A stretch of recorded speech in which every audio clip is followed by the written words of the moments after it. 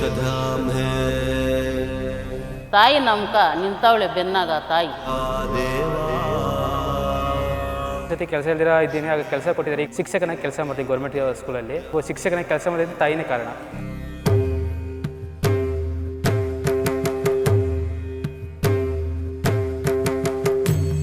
ಯಾರ್ಯಾರಿಗೆ ಏನೇನು ಕಷ್ಟ, ಏನೇನು ಆಗ್ತಿದೆ, ಏನೇನು ಪರಿಹಾರ ಕೊಡಬೇಕು, ಅದೊಂದು ಇಲ್ಲಿ ವಿಶೇಷತೆ.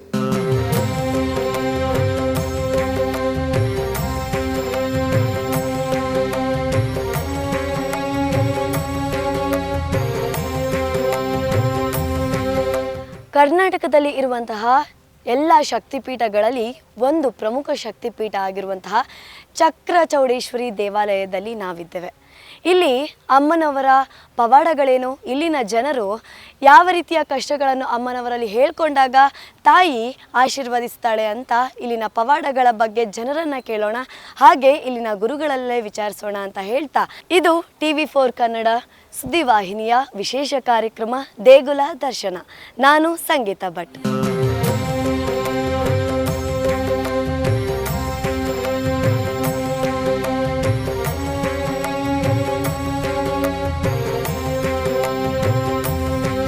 ಮುನ್ನೂರೈವತ್ತು ವರ್ಷ ಇತಿಹಾಸವಿರುವ ಮಹಾಶಕ್ತಿಶಾಲಿ ಅಮ್ಮನವರ ದೇವಾಲಯದ ಬಗ್ಗೆ ಇಂದು ನಾವು ನಿಮಗೆ ತಿಳಿಸುತ್ತೇವೆ, ನೋಡಿ.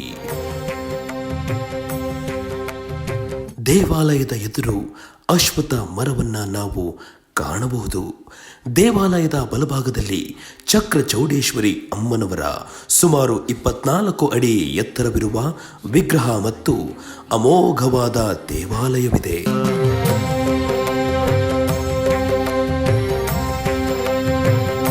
ಮೆಟ್ಟಿಲುಗಳನ್ನೇರಿ ದೇವಾಲಯದ ಒಳಭಾಗವನ್ನು ಪ್ರವೇಶಿಸಿದಾಗ ಸುರದ್ರೂಪಿ ಆಭರಣಧಾರಿ ವಸ್ತ್ರಾಲಂಕಾರಿ ಅಮ್ಮನವರನ್ನ ನಾವು ಕಾಣಬಹುದು.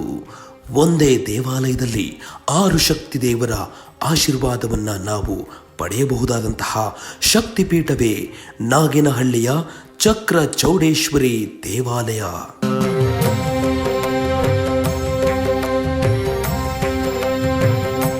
ಮಾಟ ಮಂತ್ರ, ಆರೋಗ್ಯ ಸಮಸ್ಯೆ, ಗಂಡ ಹೆಂಡತಿಯರ ಜಗಳ, ವಿದ್ಯಾಭ್ಯಾಸ, ಕೆಲಸದ ತೊಂದರೆ, ದುಷ್ಟ ಶಕ್ತಿಗಳಿಂದ ಉಪಟಳ, ಎಲ್ಲ ರೀತಿಯ ದುಷ್ಟ ಸಮಸ್ಯೆಗಳಿಗೆ ಇಲ್ಲಿ ಸಿಗುತ್ತದೆ ಶಾಶ್ವತ ಪರಿಹಾರ. ಅದುವೇ ಎಲ್ಲ ಭಕ್ತರು ಇಲ್ಲಿಗೆ ಬಂದು ತಮ್ಮ ಸಮಸ್ಯೆಗಳನ್ನು ಪರಿಹಾರ ಮಾಡಿಕೊಂಡು ಹೋಗಿದ್ದಾರೆ.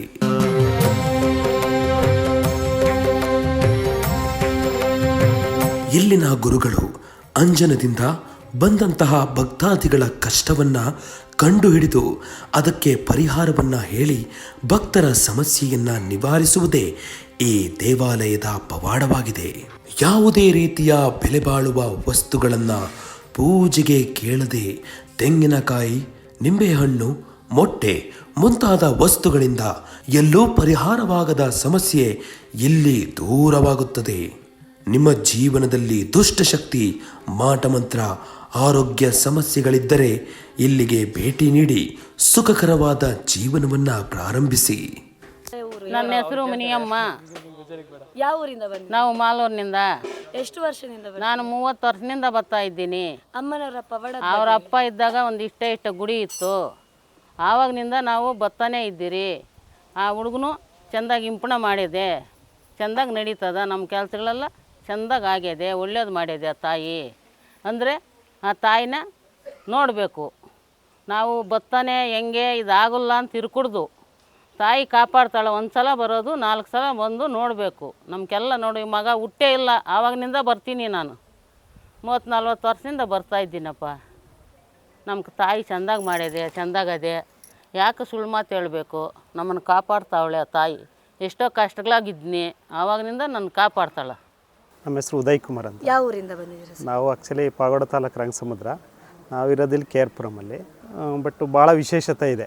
ಯಾಕೆಂದರೆ ಈ ವಿಶೇಷತೆನೇ ನಾನು ಎಲ್ಲೂ ನೋಡಿಲ್ಲ.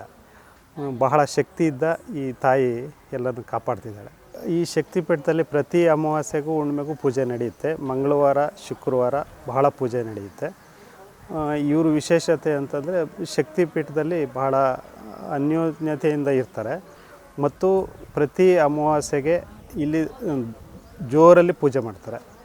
ಆಗ ಸುಮಾರು 300-400 ಜನ ಇಲ್ಲಿ ಪೂಜೆಗೆ ಭಾಗವಹಿಸ್ತಾರೆ.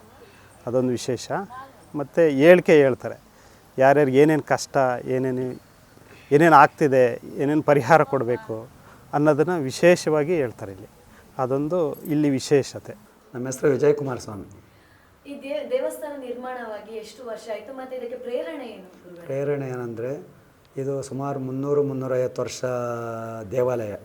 ಇಲ್ಲಿ ಭಗವಂತನು ಮುನೇಶ್ವರ ಸ್ವಾಮಿ ಅಯ್ಯಪ್ಪನು ಭೂಮಿನಿಂದ ಉದ್ಭವ ಆಗಿರೋದು ಉತ್ತದ ಮುಖಾಂತರ, ಅರ್ಥ ಆಯ್ತು, ಸರ್ಪದ ಮುಖಾಂತರ ಈ ಸ್ವಾಮಿ ಉದ್ಭವ ಆಗಿ ಸುಮಾರು ಒಂದು ಇತಿಹಾಸ ಅಂದರೆ ಇದು ನಮ್ಮದು 4ನೇ ತಲೆಮಾರು. ನಮ್ಮ ತಂದೆ 3ನೇ ತಲೆಮಾರು, ಅದಕ್ಕೆ ಮೊದಲನೇವರು 2ನೇ ತಲೆಮಾರು. ಇದು ನಮ್ಮದು 4ನೇ ತಲೆಮಾರು. 4ನೇ ತಲೆಮಾರಿನಿಂದ ಇದು ಮತ್ತು ಅಶ್ವತ್ಥಕಟ್ಟೆ ಆವಾಗ ಜೀರ್ಣೋದ್ಧಾರ ಆಗಿರೋದು ಮರಗಳು. ದೇವಾಲಯ ಚಿಕ್ಕದಾಗಿದ್ದಂಥ ಇದು ಒಂದು ಗುಡಿ, ಮುನೇಶ್ವರ ಸ್ವಾಮಿ, ಮಹೇಶ್ವರಮ್ಮ, ಮಾರಿಯಮ್ಮ, ಆಮೇಲೆ ಸಪ್ತ ಮಾತೃಕ. ಇದು ಚಿಕ್ಕದಾಗಿದ್ದಂಥ ದೇವಾಲಯ. ಇದು ಪ್ರತಿನಿತ್ಯ ಆಮೇಲೆ ಹಿಂದೆ ಪುರಾತನ ವ್ಯವಹಾರದಿಂದ ಇದು ಬಂದು ಕ್ರಮೇಣವಾಗಿ ಪೂಜೆ ಫಲಾದಿಗಳಿಂದ ನಮ್ಮ ತಂದೆಯವರು ಏನು ಮಾಡಿಗೆ ಬಂದಿದ್ದರು, ಇದು ಒಂದು ಕುಟುಂಬದ ರಕ್ಷಣೆಗಾಗಿ ಇದು ಈ ದೇವಾಲಯ ನಿರ್ಮಾಣ ಮಾಡಿರೋದು. ಈ ದೇವಾಲಯ ನಿರ್ಮಾಣ ಮಾಡಿ ಆಮೇಲೆ ತದಾಕ್ಷಣದಿಂದ ಇದು ಈ ಥರ ಉದ್ಭವ ಆಗಿ ಇದು ಪ್ರಬಲವಾಗಿ ನಮ್ಮ ತಂದೆಯವರ ಮುಖಾಂತರ, ಅವರು ನಮ್ಮ ತಾತವರ ಮುಖಾಂತರ ಇದು ಪ್ರಬಲವಾಗಿ ಮತ್ತು ನಾವು ಏನು ಇದನ್ನು ಕಾರ್ಯರೂಪಕ್ಕೆ ತಂದು ಈ ಕ್ಷೇತ್ರನ ಅಭಿವೃದ್ಧಿಯಾಗಿ ಈ ಕ್ಷೇತ್ರದಲ್ಲಿ ಒಂದು ಇವಾಗ ಮೊದಲು ಏನು ಇಲ್ಲಿ ಏನು ಇದು ಇಲ್ಲ, ಒಂದು ಸೀಟ್ನಲ್ಲಿ ಇದ್ದಿದ್ದು ದೇವಾಲಯ ಇದು 1 ವರ್ಷದ ಮೇಲೆ ಒಂದು 5 ತಿಂಗಳಿಗೆ ಈ ದೇವಸ್ಥಾನ ನಿರ್ಮಾಣವಾಗಿ ಆಮೇಲೆ ವಿಮಾನ ಗೋಪುರ, ರಾಜಗೋಪುರ, ಮಹಾಕಾಳಿ ಅಮ್ಮನವರ ವಿಗ್ರಹ 31 ಅಡಿ ಸ್ಥಾಪನೆ, ಇದು ವಿಗ್ರಹ ಎಲ್ಲ ಕೆಲಸ ಪೂರ್ಣಗೊಂಡಿರೋದ್ರಿಂದ ಲೋಕಾರ್ಪಣೆ ಪ್ರತಿಷ್ಠಾಪನೆಗಳು ಏನು ರಾಜಗೋಪುರ ಮತ್ತು ಇದು ಮಹಾಕಾಳಿ ಅಮ್ಮನವರು ಪ್ರತಿಷ್ಠಾಪನೆ ಇದು ನವಂಬರ್ 8, 9, 10 ಕಾರ್ತೀಕ ಮಾಸದಲ್ಲಿ ರಾಜಯೋಗ ಅವತ್ತು ಮೊದಲನೇ ವಾರದಲ್ಲಿ ಪ್ರತಿಷ್ಠಾಪನೆಗಳು ಸಂಕಲ್ಪ. ಅವತ್ತು ರಾಜಗೋಪುರ ಮತ್ತು ಮಹಾಕಾಳಿ ಅಮ್ಮನವರ ಏನು ಬಟ್ಟೆ ಅದು ಮುಖಕ್ಕೆ ಏನು ಬಟ್ಟೆ ಕಟ್ಟಿದೆಯೋ ಅವತ್ತು ತಾಯಿ ದರ್ಶನ ಮಾಡ್ಬೋದು. ಏನೇ ಬರುವಂಥ ಭಕ್ತಾದಿಗಳದ್ದು ಏನೇ ಒಂದು ಸಮಸ್ಯೆ ಇದ್ರೂ, ಒಂದು ಕೆಡ್ಕೋ ಇವಾಗ ಮನೆ ಹತ್ರ ಒಂದು ಜನಗಳದ್ದಾಗಲಿ, ಇವಾಗ ಆಸ್ಪತ್ರೆ ಸಮಸ್ಯೆ ಏನೇ ಇರಲಿ, ಒಂದು ಇದು kidney problem, cancer problem, paralysis, liver problem, ನಾನಾ ಕಾಯಿಲೆಗಳು ಇವತ್ತು ಜನಗಳಿಗೆ ಯಥೇಚ್ಛವಾಗಿ ಆಸ್ಪತ್ರೆಯಲ್ಲಿ ಇವತ್ತೇನು ಈ ಪ್ರಾಬ್ಲಮ್ನಿಂದ ಈ ಕೆಡ್ಕೋ ಅನ್ನೋದು ಯಥೇಚ್ಛವಾಗಿ ಇದು ಭೂಮಿ ಮೇಲೆ ಹರಡ್ಬಿಟ್ಟೈತೆ. ಈ ಕೆಡ್ಕೋ ಏನು ಆಗಿರ್ತದೋ ಅದರಿಂದ ಜನಗಳಿಗೆ ಇದೆಲ್ಲ ಮಾಟ ಮಂತ್ರ ಮತ್ತು ಜನಗಳದ್ದು ಏನು ಒಂದು ಸರ್ಪದೋಷ, ಇಲ್ಲಿ ಏನೇ ಒಂದು ಮಕ್ಕಳಾಗ್ದಿರ ಇರಲಿ ಮತ್ತು ಮದುವೆ ಆಗದಿರ ಇರಲಿ, ಇಲ್ಲಿ ಒಂದು ದೋಷ ಪರಿಹಾರ ಮಾಡ್ಕೊಂಡು ಹೋದರೆ ಮಕ್ಕಳಾಗ್ತದೆ ಮತ್ತು ಮದುವೆ ಇಲ್ದವ್ರಿಗೆ ಮದುವೆ ಆಗ್ತದೆ. ಮತ್ತು ಮಾಟ ಮಂತ್ರ ಯಾರಿಗೆ ಏನು ಮಾಡಿರ್ತಾರೋ ಆ ಕೆಡ್ಕೋ ನಾವು ತಕ್ಕೊಡ್ತೀರಿ ಮನೆ ಹತ್ರ ಹೋಗಿ ಅಂಜನ ಮುಖಾಂತರ ಅಂಜನದಲ್ಲಿ ನೋಡಿ ಕರೆಕ್ಟಾಗಿ ಯಾರು ಏನು ಮಾಡ್ಯವ್ರೆ ಅದು ಕರೆಕ್ಟಾಗಿ ಅಮ್ಮನ ತಾಯಿ ತೋರಿಸ್ತದೆ. ಪಂಚಪೀಠ ಏನೈತೆ ಇಲ್ಲಿ ಕರೆಕ್ಟಾಗಿ ಅಮ್ಮನ ಅಂಜನ ಮುಖಾಂತರ ಇಲ್ಲಿ ತೋರಿಸೋದ್ರಿಂದ ಕರೆಕ್ಟಾಗಿ ಅವ್ರ ಕೆಲಸಗಳು 3 ವಾರದಲ್ಲಿ ಪೂರ್ಣಗೊಳ್ತದೆ. ಏನೇ ಒಂದು ದೋಷ ಇರಲಿ, ಒಂದು ವ್ಯವಹಾರ ಇರಲಿ, ಒಂದು ಮಾಟನೇ ಇರಲಿ, ಒಂದು ಮಾಟ ಮಂತ್ರ ಇರಲಿ, ಕೆಡಕಿರಲಿ, ಮತ್ತು ಪೀಡೆ ಪಿಸಾಚಿ, ಗ್ರಹ ದೃಷ್ಟಿ ದೋಷಗಳು, ಆಮೇಲೆ ಕೇಶ ಪ್ರಯೋಗಗಳು, ಭೂಮಿ ವ್ಯವಹಾರಗಳು, ಕೋರ್ಟು ಕಚೇರಿ, ಏನು ಒಂದು ನಾನಾ ಸಮಸ್ಯೆ ಇದ್ರೂ ವ್ಯವಹಾರಗಳು ಇಲ್ಲಿ ತಾಯಿ ಸನ್ನಿಧಾನದಲ್ಲಿ ಏನು ಒಂದು ವ್ಯವಹಾರ ಇಲ್ಲಿ ಅಮ್ಮನ ಹತ್ರ ಯಾರು ಬಂದು ಇಲ್ಲಿ ಏನು ಮಾಡಿಸ್ಕೊಂಡು ಅದನ್ನು ಮಾಡ್ಕೊಂಡು ಹೋಗ್ತಾರೋ ಅವರು ಎಲ್ಲ ಭಕ್ತಾದಿಗಳು ಬರುವಂಥ ಭಕ್ತಾದಿಗಳು ಎಲ್ಲ ಕಷ್ಟ ಕಾರ್ಪಣ್ಯಗಳು ಎಲ್ಲ ನಿವಾರಣೆ ಆಗ್ತದೆ. ಇಲ್ಲಿ ವಿಶೇಷವಾಗಿ ಅಮಾವಾಸ್ಯೆ ಮತ್ತು ಹುಣ್ಣಿಮೆ, ವಿಶೇಷವಾಗಿ ಅಮಾವಾಸ್ಯೆ ದಿನ ಮಹಾಕಾಳಿ ಪ್ರತ್ಯಂಗಿರ ಹೋಮ ನಡೆಯುತ್ತದೆ. ಏತಕ್ಕಾಗಿ ನಡೀತದೆ ಅಂದರೆ ಬರುವ ಭಕ್ತಾದಿಗಳು ಏನು ಇದು ಕಷ್ಟ ಕಾರ್ಪಣ್ಯಗಳ ನಿವಾರಣೆಗಾಗಿ ಅದು ಅಮಾವಾಸ್ಯೆ ಪ್ರತ್ಯಂಗಿರ ಹೋಮ ಇಲ್ಲಿ ಒಣಗಿದ ಮೆಣಸಿನಕಾಯಿ ಪ್ರತ್ಯಂಗಿರ ಹೋಮ ಇಲ್ಲಿ ನಡೆಯುತ್ತದೆ. ಆ ಪ್ರತ್ಯಂಗಿರ ಹೋಮದಲ್ಲಿ ಯಾರು ಭಕ್ತಾದಿಗಳು ಬಂದು ಕಷ್ಟ ಸುಖದಲ್ಲಿ ಭಾಗಿಯಾಗಿ 3 ಅಮಾವಾಸ್ಯೆ ಬರಬೇಕಾದ್ರಾಗ 3 ಅಮಾವಾಸ್ಯದಲ್ಲಿ ಬಂದು ಯಾರು ಭಾಗಿಯಾಗ್ತಾರೋ ಅವರು ಏನೇ ಒಂದು ಸಮಸ್ಯೆ ಇದ್ರೂ ಇಲ್ಲಿ ಬಗೆಹರಿತದೆ.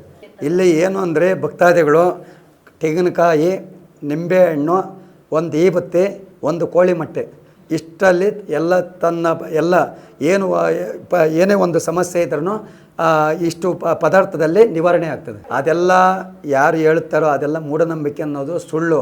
ಭಗವಂತನ ದೇವಿ ಏನು ಇಲ್ಲಿ ಸೃಷ್ಟಿಯಾಗಿ ಈ ಸ್ಥಾನದಲ್ಲಿ ಏನು ನೆಲೆಸಿದೆ ಅದೇ ಇದು ಭಗವಂತನ ದೈವ ಸಂಕಲ್ಪದಿಂದ ಇಲ್ಲಿ ನಡೀತಾ ಇರೋದು.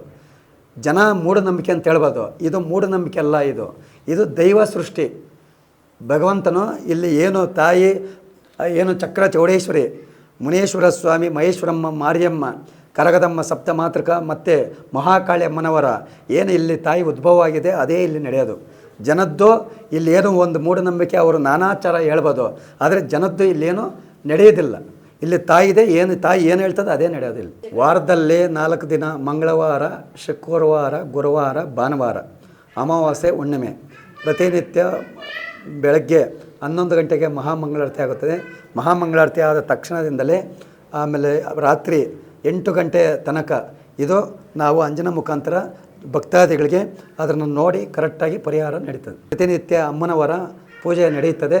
ಆದರೆ ಭಕ್ತಾದಿಗಳು ಮಂಗಳವಾರ, ಶುಕ್ರವಾರ, ಭಾನುವಾರ, ಅಮಾವಾಸ್ಯೆ, ಹುಣ್ಣಿಮೆ ಪ್ರತಿನಿತ್ಯ ಭಕ್ತಾದಿಗಳು ಅವರ ಸಮಸ್ಯೆಗಳು ಏನು ಒಂದು ಸಮಸ್ಯೆ ಇದ್ರೂ ಬಗೆಹರಿಸ್ಕೊಂಡು ಹೋಗ್ತಾರೆ. ಏನೇ ಒಂದು ದೊಡ್ಡ ಕೆಲಸ ಇದ್ದರೂ ಈ ತಾಯಿ ಸನ್ನಿಧಾನದಲ್ಲಿ ಇವತ್ತು ಬಡವರು ಈ ಸ್ಥಾನದಲ್ಲಿ ಶ್ರೀಮಂತರಾಗಿ ಕೋಟ್ಯಾಂತರ ವ್ಯವಹಾರದಲ್ಲಿ ಅವರು ಪ್ರಾಮುಖ್ಯತೆಯನ್ನು ಈ ಸ್ಥಾನದಲ್ಲಿ ಪಡೆದಿದ್ದಾರೆ. ಆಮೇಲೆ ಆರೋಗ್ಯ ವಿಚಾರದಲ್ಲಿ ಆಸ್ಪತ್ರೆ ಆಗದಿದ್ದ ಕಾಯಿಲೆ ಇಲ್ಲಿ ತಾಯಿ ಅನುಗುಣವಾಗಿ ಅದನ್ನು ತಾಯಿ ಆರೋಗ್ಯದಿಂದ ಕಾಪಾಡಿಕೊಂಡು ತಾಯಿ ಏನೇ ಒಂದು ಸಮಸ್ಯೆ ಇದ್ದರೂ ಜನಗಳದ್ದು ಆರೋಗ್ಯವಂತರಾಗಿ ಇವತ್ತು ಚೆನ್ನಾಗಿ ನೆಮ್ಮದಿಯಿಂದ ಇದ್ದಾರೆ ಅವರು. ನಮಸ್ತೆ ಮೇಡಮ್. ನಿಮ್ಮ ಹೆಸರು? ಸುಜಾತ. ಎಲ್ಲಿಂದ ಬಂದಿದ್ದೀರಾ? ನಾವು ಸೀಗಳ್ಳಿಯಿಂದ ಬಂದಿದ್ದೀವಿ. ಚಕ್ರ ಚೌಡೇಶ್ವರಿ ಅಮ್ಮನ ಬಗ್ಗೆ, ಅವರ ಮಹಿಮೆಯ ಬಗ್ಗೆ ನೀವೇನು ಹೇಳ್ತೀರಾ? ನಾವು ಬಂದು ಇದು 2ನೇ ವಾರ ಬರ್ತಾ ಇರೋದು. ಬಟ್ ಮೊದಲನೇ ವಾರನೇ ಹೇಳಿದ್ರು ಏನು ಪ್ರಾಬ್ಲಮ್ ಇದೆ ಏನು ಅಂತ. ಬಟ್ ಅದು ಕರೆಕ್ಟಾಗಿತ್ತು. ಇದು 2ನೇ ವಾರ ಮಗಳನ್ನ ಕರ್ಕೊಂಬಂದಿದ್ದೀನಿ ಅವಳಿಗೋಸ್ಕರ ಅಂತ. ಅವಳಿಗೆ ಹುಷಾರು ಇರಲಿರ ಆಗ್ತಾಯಿತ್ತು. ಆಗಾಗ ಕಾಲೇಜಿಂದ ವಾಪಸ್ ಹಾಫ್ ಡೇ ಬಂದ್ಬಿಡೋದು. ಕಾಲೇಜ್ಗೆ ಫೇಮಸ್ ಆಗಿಬಿಟ್ಟಿದ್ದಾಳೆ ಹಾಫ್ ಡೇ ಹೋಗೋದಕ್ಕೆ, ಅವಳಿಗೆ ಹುಷಾರು ಇಲ್ಲದೆ ಇರೋದಕ್ಕೆ ಎಲ್ಲನೂ. ಸರಿ ಅದಕ್ಕೆ ಅಂದ್ಬಿಟ್ಟು ಅವಳಿಗೋಸ್ಕರ ಕರ್ಕೊಂಡು ಬಂದೆ. ಬಟ್ ಅವಳು ಹೇಳಿರೋದೆಲ್ಲ ನಿಜ ಆಯಿತು, ಏನು ಪ್ರಾಬ್ಲಮ್ಮು ಏನು ಅಂತ. ಏನು ನೋಡಿ ಈ ಅಮ್ಮನವರ ಬಗ್ಗೆ ಡಿಟೇಕ್ ಹೇಗೆ ಗೊತ್ತಾಯ್ತು ಈ ಅಮ್ಮನವರ ಬಗ್ಗೆ ನಿಮಗೆ, ಅವರ ಮಹಿಮೆ? ನಾವು ಯೂಟ್ಯೂಬ್ ಚಾನಲ್ ನೋಡಿ ಸರ್ಚ್ ಮಾಡಿ ನಮಗೆ ಆಂಟಿ ಹೇಳಿದ್ದು, ನಮಗೆ ಚಿಕ್ಕಮ್ಮ ಅವರು ಹೇಳಿದ್ದು, ಈ ಥರ ಇದೆ ಹೋಗಿ ತೋರಿಸ್ಕೊಂಡು ಬಾ, ಹಾಗಾಗಿ ಹೇಳ್ತಾ ಇರ್ತೀಯ ಮಕ್ಕಳಿಗೆ ಹುಷಾರಿಲ್ಲ ಅಂತ. ಅವ್ರ ಹತ್ರ ಹೋಗಿ ಒಂದು ಸಾರಿ ಕೇಳ್ಕೊಂಬ ಅಂತ ಹೇಳಿದ್ರು. ಅದಕ್ಕೆ ಅಂತ ನಾವು ಬಂದಿದ್ದು. ನಾವು ಹಿಂಗೆ ಫ್ಯಾಕ್ಟ್ರಿಗೆ ಹೋಗ್ತಾಯಿದ್ವಿ. ಫ್ಯಾಕ್ಟ್ರಿಯಿಂದ ಒಬ್ಬರು ಪರಿಚಯ ಇದ್ದರು. ಅವರು ಹಿಂಗೆ ಬಂದಿದ್ರಂತೆ ಅಮ್ಮನಿಗೆ. ಅವರು ಈ ಥರ ಮಾಟ ಮಂತ್ರ ಮಾಡ್ತಾರೆ ಅಂತ ಗೊತ್ತಾಯ್ತಂತೆ. ಅವರು ಎಲ್ಲ ತಿಳ್ಕೊಂಡು ಈ ಥರ ಐತೆ ಬಾ ಅಂತ ನನಗೂ ಕರ್ಕೊಬಂದರು. ನಾನು ಇಲ್ಲಿ ಒಂದು ಸಲ ಬಂದೆ. ಆಮೇಲೆ ಕೇಳಿದೆ, ಎಲ್ಲ ನಮ್ಮ ಗುರುಗಳೆಲ್ಲ ಹೇಳಿದರು. ಆಮೇಲೆ ಮನೆ ಹತ್ರ ಈ ಥರ ಪ್ರಾಬ್ಲಮ್ ಐತೆ ಅಂತ ಹೇಳಿದ್ರು. ಮನೆ ಹತ್ರ ಎಲ್ಲ ಬಂದು ಎಲ್ಲ ರೆಡಿ ಮಾಡಿ ತೆಗೆದುಕೊಟ್ಟು ಎಲ್ಲ ರೆಡಿ ಮಾಡಿ ಬಂದಮೇಲೆ ಇಲ್ಲಿ ಸ್ವಲ್ಪ ನಾವು ಬಂದು ಪೂಜೆ ಎಲ್ಲ ಮಾಡಿ ಇಲ್ಲಿ ಕಟ್ಟೊಡೆದ್ರು, ಎಲ್ಲ ಚೆನ್ನಾಗಿ ಮಾಡಿದ್ರು. ಇವಾಗ ನಮಗೆ ಏನು ಸ್ವಲ್ಪ ಪ್ರಾಬ್ಲಮ್ ಇಲ್ಲ, ಚೆನ್ನಾಗಿದ್ವಿ. ಕೇಳಿದ್ರಲ್ಲ ವೀಕ್ಷಕರೇ, ಚಕ್ರ ಚೌಡೇಶ್ವರಿ ಅಮ್ಮನ ಪವಾಡಗಳನ್ನು. ಜೀವನದಲ್ಲಿ ಕಷ್ಟ ಅಂತ ಬಂದಾಗ ಅದೆಷ್ಟೋ ದೇಶಗಳಿಗೆ ಸುತ್ತಾಡುವ ಬದಲು ನಮ್ಮ ಕರ್ನಾಟಕ ದೇಶದಲ್ಲೇ ಇರುವಂತಹ ಪವಾಡಮಯವಾದ ದೇವಾಲಯಕ್ಕೆ ಭೇಟಿ ನೀಡಿ ನಿಮ್ಮ ಜೀವನದಲ್ಲಿ ಆಗುವಂತಹ ಸವಾಲುಗಳನ್ನು ಎದುರಿಸಿ ಅಂತ ಹೇಳ್ತಾ, ಇದು TV4 ಕನ್ನಡ ಸುದ್ದಿವಾಹಿನಿಯ ವಿಶೇಷ ಕಾರ್ಯಕ್ರಮ ದೇಗುಲ ದರ್ಶನ. ನಾನು ಸಂಗೀತಾ ಭಟ್.